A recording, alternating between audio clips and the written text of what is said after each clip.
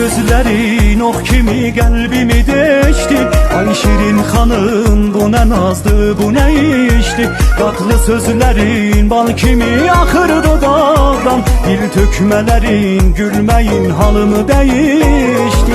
Nə şirin naz edirsən, halımı saz edirsən. Məni aşiq elədin, gözlərin aydın. Hayatım musiqisi, qəlbimin möcüzəsi. Məni məcnun elədin, gözlərin aydın, gözlərin aydın.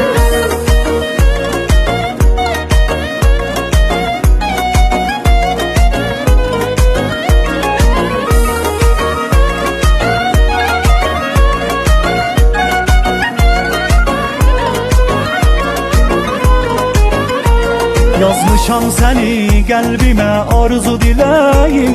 Sən istəyim, sevgilim mənim gərəyim. Eşqindir mənim hər nəyim, dadlı dilbərim. Sən ömrümün bəzəyi, sevgim ələyim.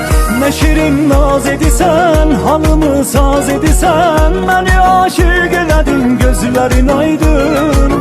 Hayatım musiqisi, qəlbimin möcüzəsi. Məni məcnun elədin, gözlərin aydın, gözlərin aydın.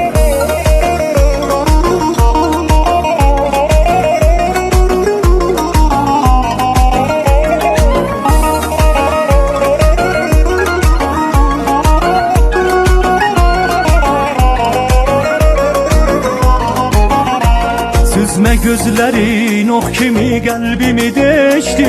Ay şirin xanım, bu nə nazdı, bu nə işdi? Qatlı sözlərin bal kimi axır dodaqdan. Dil tökmələrin gülməyin halımı dəyişdi. Nə şirin naz edirsən, halımı saz edirsən. Məni aşiq elədin, gözlərin aydın.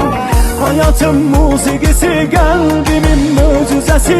Məni məcnun elədin, gözlərin aydın, gözlərin aydın.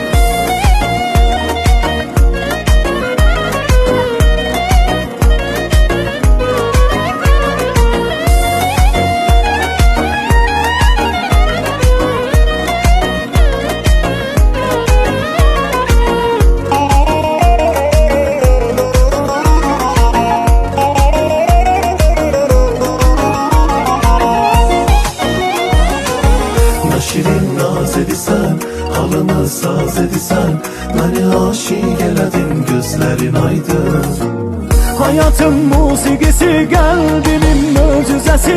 Məni məcnun elədin, gözlərin aydın, gözlərin aydın.